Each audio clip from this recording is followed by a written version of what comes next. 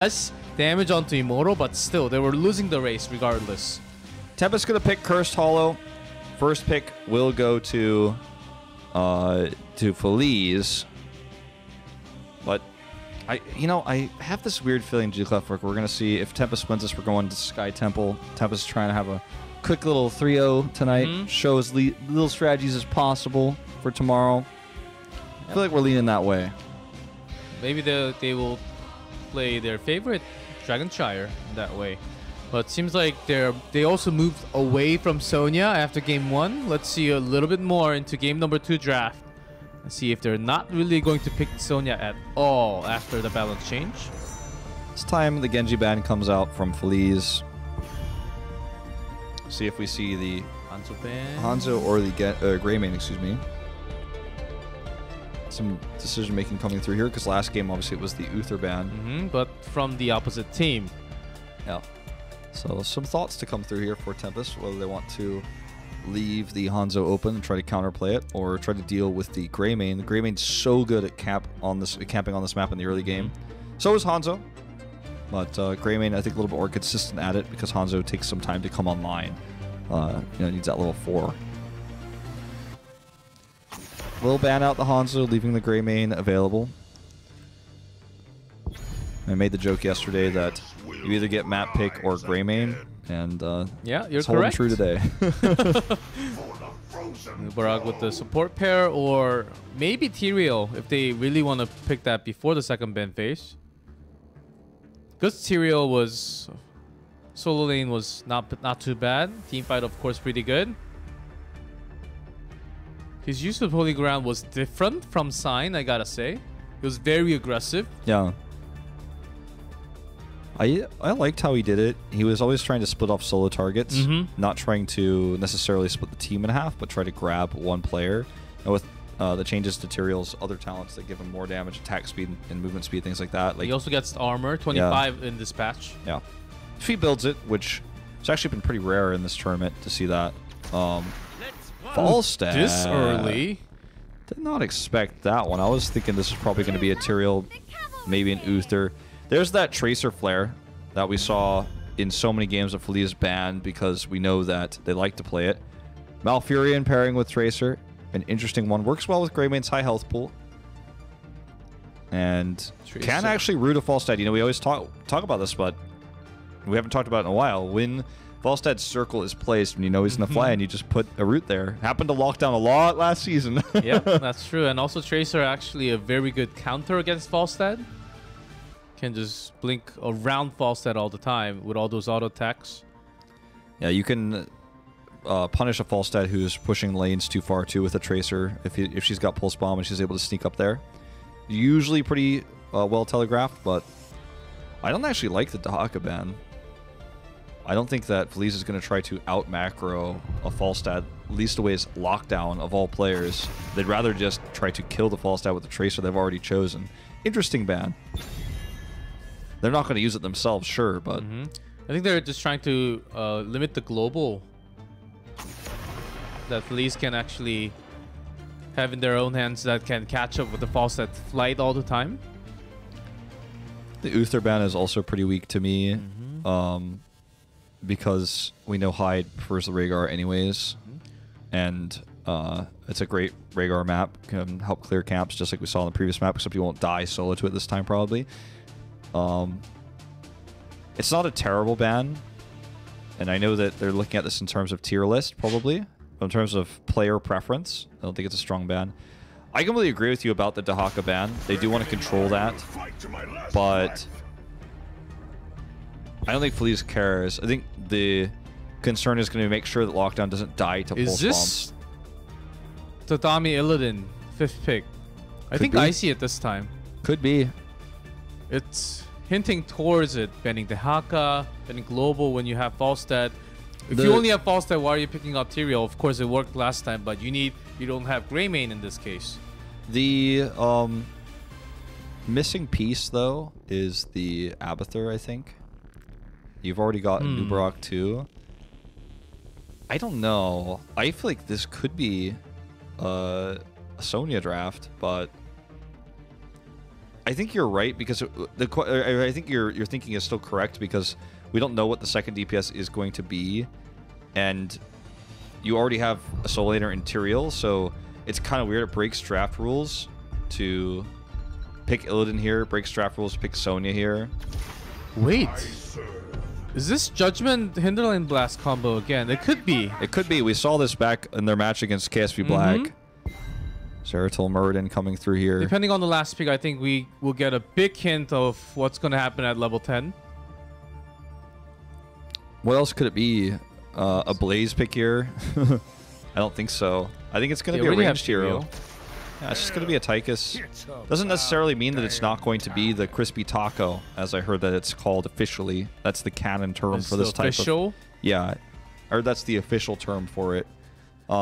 It's not a soft taco or like a taco that's like a little bit crunchy, but it's a crispy taco. And not a burrito either, let's be clear, or an enchilada. A crispy taco, I heard that that's what it's called. Someone told me that. I know you're a big Taco Bell fan. Yeah, so I am. It does make sense. I don't get tacos there, though, so... I only get tacos on my Heroes of the Storm games sometimes in North America, and then when Tempest is playing, so... Let's see, G-Clef. There's a lot of different targets they could choose. Malfurion going to be the best one. Tracer, if she's used Recall, could be a target for this. She's got such a low health pool that the combo alone will kill her. So let's see how this one all pans out. Yeah, when that recall's gone, basically single Judgment along with... I don't think you need other CCs, just the damage might be enough with the Hinterland Blast, and Tracer will be gone in that case. The battle begins. So, in 10 seconds. We didn't talk about the Zeratul pick, and it's a little bit interesting. Remember we saw a few Zeratuls this season, but they were always by...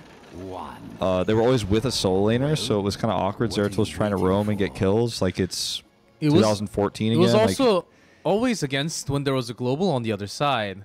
And back then, last year, Zeratul was kind of roaming and soaking EXP, but in this case, when there is a global on the other side, you end up just sitting in lane, not really roaming at all. So the pick of Zeratul really, the meaning of Zeratul really goes down a lot. I think there's a place for solo laner Zeratul, but it's not in this meta. We're going to see a lot of commits here. The root is good. Nice root. Hyde, will he get out of here? Just barely. Not in commits. Hyde wanted to do the wolf bite. He wanted it so bad. He doesn't need it to get this pick. Lockdown's getting out. And Feliz is going to walk away with one dead. They are going to get this trade. Trait value, kill 3 minions. Sick. But extra soak for the Falset's flight up there. Dami is going to be soloing for now, so this is going to be one of those, at least temporarily while Tyrael comes back, one of those 1-1-3s, and then they can invade camps. It's very strong with the new Brock. Seen exclusively on Sky Temple in Korea. Look at that Muradin positioning, and Falset smells it, knowing that Muradin is not anywhere close. Yep. Actually kind of like that Feliz didn't even take the Watchtower, making it seem even scarier, like where are they? Like they're not at the Watchtower, like we need to back away. But you know, it's going to be solely in Zeratul, which we expected. It's just going to kind of be one of those slower, campier Zeratul plays. Can clear camps, you know, it would need be, and can be a very dangerous hero in team fights. Not a lot of synergy with the Void Prison, so probably going to be the cooldown reduction. So, see how this one pans out. Zeratul, I think, has a 0% win rate currently in Korea, if I'm not mistaken. Like 0-3 or something like that. I think you're correct on that one. Just don't remember him winning any games, and it's been played in a few, mostly with weird double melee comps. This time it's not the case, just purely a solo laner.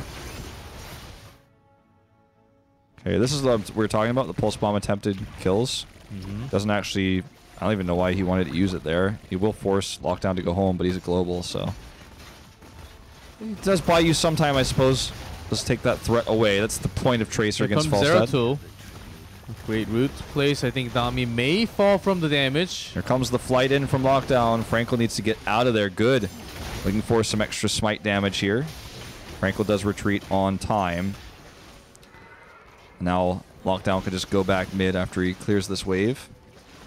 Tribute actually is going to be to the north, so maybe he's just going to simply glide up here. Imagine if Frankel had a Pulse Bomb right there. Might have been able to commit with his teammates Dami taking a lot of damage, does back away. Zeratul is obviously okay in a situation like this. He can help clear, he can harass a little bit. He's very annoying to deal with. Very mobile. He's been very aggressive, also costing his life at the very first fight. Let's see, there goes the stun onto Dami. Is there a pair up? Not even needed. The damage is enough. Yep. Falstad not here. And what they wanted to do was delay this tribute so Falstad get extra soak, just like we were talking about in the previous series with the Dahaka on this map, where you delay tribute, push the lane, get the extra soak. Falstad gets the extra soak, so they stay a tiny bit ahead of an experience, as you can see. But they lost the tribute, and they didn't buy as much time for Falstad to soak as they would have liked to. And that's all because Zeratul's play was really good. And look at the build, too. Total full Q build. Pretty interesting. It's a poke in and come out build, and try to pick up a kill that way. Only saw that once, I believe, from back in MVP Black from Rich one time. Yeah, like a Last year long HGC. time ago. Yeah. That was back with like Grim Task and have an AP if you want to do a super technical Zeratul. See if this works out. Now that we have Vorpal baseline, builds like this are actually feasible. Trade-off is much less. All right, this tribute's really important for Tempest. It's on their side. Next one is going to be on Feliz side, so this one they think they kind of have to, or at least delay us to the maximum, so the Falstad's coming up early this time. They're not even willing to risk this one. Liu, though, channeling it, barely getting the grenade through there to finish him, or to delay him. Frankly, it's both parts of that hammering. That's very frustrating for this Tracer player. Ping's coming through. Root does not connect. Good wants this. Pulse comes on to Sign. He will be the first to fall in this fight, actually. All the extra damage coming through from Zeratul. Liu just kiting his way back. It's a double kill here. Hyde needs to get out of here. Aimer going in. And Hanaten, he's not done yet. He's going in here onto Dami. Now that Good is body blocked out, he may go down. Murden dies to cannon towers here, it looks like, with the help of Tychus. But a much better trade for Feliz, who will now go to Curse Point. Look at the minimap, too. Is that what I think it is down the bottom lane? Siege Giant pressure. They've pulled Falstad away. The Zeratul pick has been working. The extra Q damage here coming through, the harassment we are seeing is pulling Lockdown out of lane, which means that Feliz has macro control without a global, and now they're going to threaten this core, or sorry, this curse. Yeah, this is exactly why they banned Tracer in game 1. Franco's decision, and not just decision as a shot caller, as to shot call the team. They're focusing as a Tracer, also landing that pulse bomb onto Nubarak. Knew that because he was diving in, burrow charging in, does not have an escape. Let's focus onto Nubarak. He was coming in with 60% less HP. That's how they won the team fight. Got that CC over, and they got that tank done with the damage. Had that pulse and all the damage from Zeratul. That was just enough for the kill, and I think that's how they took the lead. Sign was being a little bit aggressive going in there. Yeah, this is the best Zeratul we've seen this tournament so far. I really feel like it's making a huge impact, and it's hard to calculate how much damage is going to a team fight with a Zeratul like this, who's looking for healthy targets, in fact, not trying to go into the backline, just trying to add the extra damage without being locked down. It's kind of like a poor man's Genji in a way, with how he's playing it. Look at his positioning right now. He's just on the edge. He's trying to do that surprise damage. Pulse comes through. Look, he's going to finish off that target, gets the kill into Lockdown here. Lockdown dies off screen. Frankel survives. They get Curse. Void comes through looking for the double. Nope, just going to turn up here to get this instead. Not going to actually focus on the voided target because a better target was there. But I love this synergy between Tracer and Zeratul.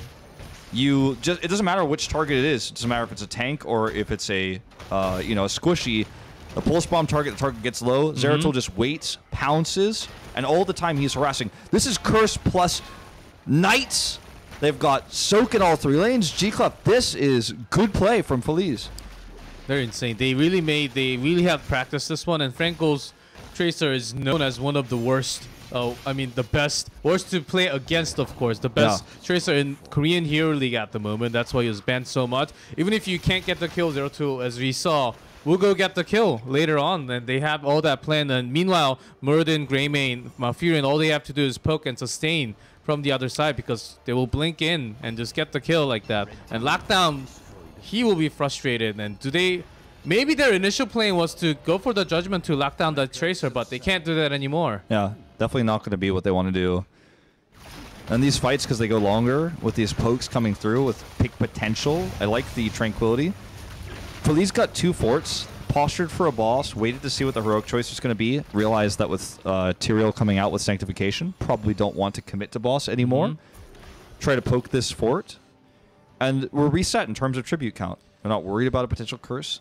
This map is theirs to spread out on, take control of. And now that the laning phase is over with 2 forts down, Zeratul becomes that ganking force. Look at the top lane. Coming up on lockdown, he's going to take the watchtower. Lockdown sees that. He's like, oh, I should probably get out of here. He can roam around. He can help with camps. Zeratul now becomes a strong force. You were talking about how in the early game he's not very strong as a roamer because he has to be in the solo lane, but now that's no longer a factor. He's threatening Falstad. He's gaining vision. He's getting so much information for this team, just like old Zeratul of the past. Yeah, because they also have Greymane. That's also letting him control all the global from the other team in a way, because they control the rotation. Zeratul has that time to go around the map instead when sometimes he's stuck against the global. Yeah. But in this case, no, because Falstad is the one that's in danger all the time, because when they don't see Tracer, when they don't see Zeratul, Lockdown cannot go above his step or else he will be taken out. Yeah, so basically this Zeratul pick has made Lockdown's Falstad priority totally worthless, and you know, I really like your point about Greymane, because Zeratul is so good at camping and often the helper for camps, but in this case he's harassing Falstad, pulling him back in lane, getting vision, stealing the watchtower, which he still has control of at the top. So this Zeratul play has been just so phenomenal in terms of what it does for the macro. This was a great moment for Tempest though. Best case scenario for them, down a level with lack of map control. They still were able to trade bosses. Best case scenario for them. Lockdown's getting an extra soak down there right now. As Zeratul showed himself in top, he's not worried. That's why he's pushing heavily. Of course, Tempest did not lose the game yet, but just thinking about it, this is crazy. Tempest beat KFC Black 3-0, and Feliz is beating Tempest at the moment. Yeah. Where is this chain going to? I mean, I really just feel like it comes down to this really cool draft by Feliz that we were questioning and we didn't understand, and now it all makes more sense. And it goes back to the fundamentals. I mean, this is like an old draft from Tempest and an older draft from Feliz. The Zeratul to kill the Falstad. Remember, in the past, Falstad was the solo laner and these split pushers. Sylvanas was number 2. That was the matchup. Sylvanas versus Falstad in Korea in the top lane, especially on maps like Cursed, maps like Sky Temple. And now we're kind of like going back to the Zeratul's trying to kill the Falstad, which was a counter the same way Tracer was used. Both of these heroes are great at killing Falstad and keeping him in check. It's the counter global in a way, with these mobile heroes that go threaten Lockdown and make it so he can't be pushing these walls, can't be getting that extra structural damage. Let's see, we haven't really seen 5v5, all 10 heroics available this time. And on an even talent, Falstad does have the Gust for himself to keep himself safe away from Zeratul, and not really, that Gust is not too effective against Tracer and Zeratul in that way. During the wind-up, Zeratul can blink out of the out of the way of it. A little bit tougher for Tracer, but technically she also has blink. And it's just pretty tough. I don't think it's fast enough in most cases to react that way. But let's see who they cocoon. Yeah. How they try to isolate in that case. I think you have to cocoon Muradin, right? And then everyone else is really squishy. I think Zeratul Void Prison is locked in here to get the maximum sanctification value. Let's see who he chooses to lock in with the cocoon sign going in. Okay, lockdown very low. There's the kill. Parting gift coming through. Frankel does get traded here. Tranquility coming through. So many locked into this void, though. Sign and Dami can't get into position, but the Ancestral does go off. The second hide gets out of that prison. Aimer trying to disengage here. Gets out. They do get the pick onto Hyde. It's a 4v3 here, but basically a 3v3. He's out of the fight right now. Good ice block here from Liu. He survives, and that's another kill. Both DPS is dead. They should be able to out-sustain this fight now. Sign, will he get the pick here with the explosion of Tyrael linking it together? He does get the stun. Can Sign get out? Good impale. Worst case scenario for Feliz, this is still going to be a tribute. They're still going to Curse Point. Lockdown's back, though. He's flying in. Is this a You know what? Feliz, I think, actually has to give it. What a crazy situation that was. That was a long team fight. Cocoon used early. He was holding that Void Prison afterwise to use it after to kind of cancel that sanctification. Was not the perfect timing use, but still getting that Falstad Really, even Greymane's cocktail was the one that did the last bit of damage there. Yeah. So much poke, so much threat for lockdown. I don't think he even got to use Gust there. Look at this camp timing difference. 3-man committed to Tempest. Same camp timing as the solo camp from Greymane, who now just going to rejoin in the lane. So this gave opportunities for Feliz to soak in our lanes, you know, throughout the game. They didn't in this case. It was only Murden who was out, and OJ just checked the map, just checked boss positioning and things like that around the southern tribute because they know it's going to be the south one here. But it's cool that Greymane's clear time actually gives them these opportunities. Didn't lead to anything here since everyone was dead, but you can just see the difference in timing. Tempest has a positional advantage now. Zeratul is top. They know he's top. Lockdown has this Gust. This is a great opportunity for Tempest to grab Curse Point. Zeratul is coming down. Yeah, coming down. They know he's coming down, but they know he's not going to be here for a little while. Being the human ward there, as Tracer already found him, doing some damage. Okay, he had to use his burrow charge, so no escape at the moment. All right, let's see where the pulse goes. The pulse is going to be the most important thing here. That's going to just dictate the first target. Lockdown knows how he's trying to position himself at the back this time, not in range of pulse. Hiding in the brush. Frankel looking for him. Sees the angle here, but it's too low. Can't actually look for the pulse. Cocktail is complete. Look at that Q coming out from Hot and a ton of extra poke damage coming through. OJ wants to commit. The cleanse is good. The ancestral is good too. You see, they have to back away. Now. But no Zeratul follow-up this time. He already used his blink. Frankel does go down here. I think he already used his recall, so could not use it to escape. This is a great fight for Tempest. Ice block now on Malfurion. Sanctification going to allow them to push forward here, controlling this void. OJ caught. Lockdown's in here. Just wants to do the extra damage. Doesn't need to back away. He's perfectly fine with the Tyrael shields. That's going to be a triple. And finally, Tempest will take Curse Point for the first time this game. Finally, they kind of had an answer. Was to bait the entire team of Feliz by having Lockdown on the back line, protect them with everything they can, even using the Gust at the perfect moment. Sanctification was not really dropped, but using Ancestral onto Falstad. They were using Falstad into a bait tool. They knew they can win out with the CC, and this is how exactly what they were trying to do last time. It did not really work because Frankel was outplaying them so far. But finally, they got it done this time. Yeah. They're going to trade bosses because you have two of the best camp clears in the game working together. Hanzo's like, what about me?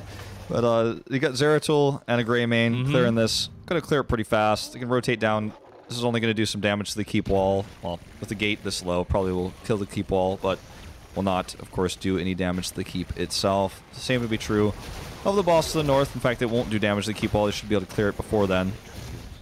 But it's a trade that means that Feliz does not have to worry about double bossing or anything like that. There's not going to have to any boss pressure against them for this tribute. In fact, it might actually allow them a better position. The fact that their boss is later, Tempest deals with this later, means that they can actually get to this red side tribute a little bit faster.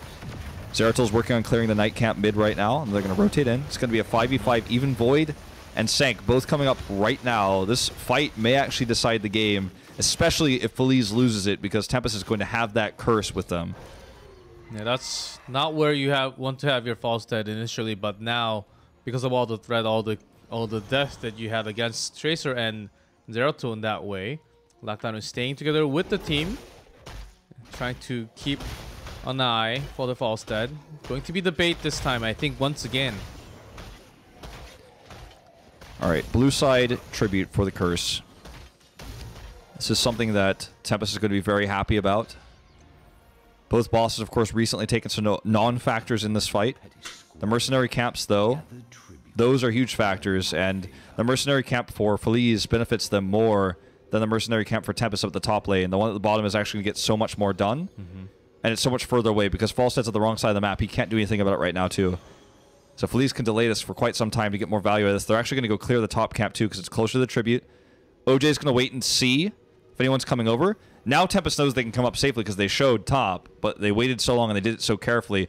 Top camp's cleared, bot camp is not. So Feliz is the one that has the more defensive setup here. Tempest is more in a hurry to make this happen because there's a timer on that bot camp that's walking towards bottom keep. None with a harass here, forcing out the Tyrael shields early. Let's take a look how good divides the team with the Holy Ground. OJ's getting low, but of course he's Muradin, so he heals up. I would like to see Tracer more than anything else. She's off coming screen at the around, bottom. sign the spot, the location of Frankel. A lot of heroics popped here, but I don't think they can get in to stop Hyde from channeling. You know, Tempest used the Odin here, and you know they got the tribute as a result. Said a lot of you know, heroics was really just only that one. I guess Feliz did not really want to risk because they were about to hit 20 anyhow. This curse will be over soon, and next time after the curse, they will get the chance very soon. Well, soon is a matter of perspective. It's 45 seconds left on that curse now, and Gust used to disengage. This is still buying so much time for Feliz with this curse. The bot push, even though there's no minions to support it, is still keeping the bot push way, way away from Feliz, so not worried about that.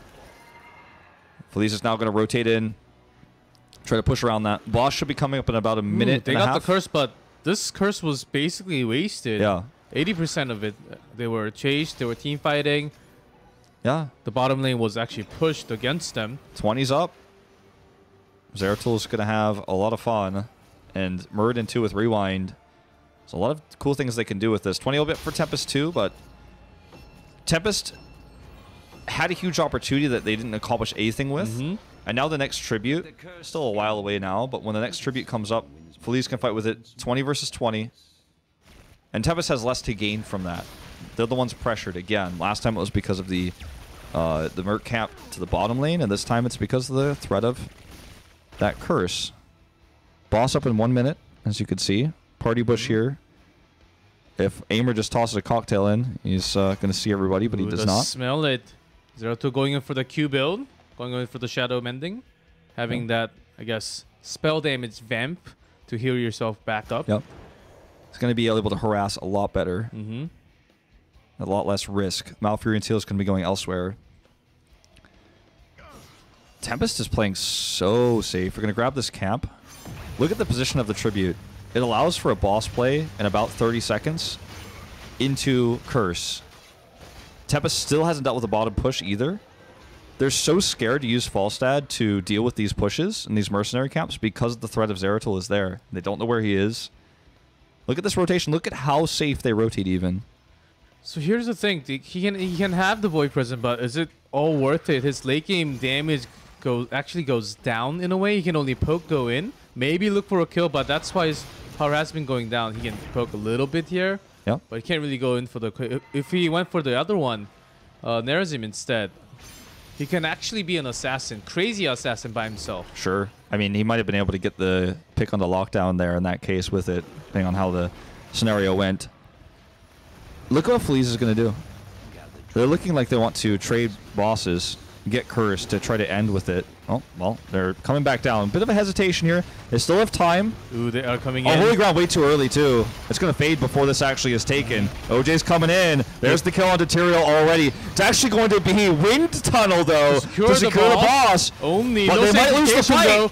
Ancestral does connect onto Odin. There's a big CC. Big stasis here. Tranquility still going strong for Liu. Void trapping Falstad here. It's going to be the next target. He's blown up. They got the boss, but I think they're going to lose the game for it as Feliz jumps through here. 4-man stun for Sign, just trying to buy time. That boss is pushing. They don't have the curse, but it's 5 versus 2 now, and all they have to do is walk across the finish line. We are 22 minutes into this game. There's no way out for Tempest. They have Tychus and Rhaegar, but no Odin, no pokes coming in. It's free world basically for Frankel to do all the damage that he wants to do. I think down this is to the core. I think it's going to be game. I think this is a Tyrael problem. The Holy Ground was too early. The Sank never popped, and they needed those 2 tools to control the boss. That's why they wanted to fight boss, because they had the best boss control heroes in the game. This keep may die, but it doesn't matter because the core will die as well. Tyrael does have sanctification, but he does. Is it going to be enough damage? I think they have just enough time. Okay, Sank comes through, but it's completely ignored here. The targeting down the core. Hanaten getting very low, 49% here. Okay, big roots. Good. Gonna go down, or the core's gonna go down as he watches. That is game over. Feliz will take the second game of the series. We have another tie series, 1-1, as a Wind Tunnel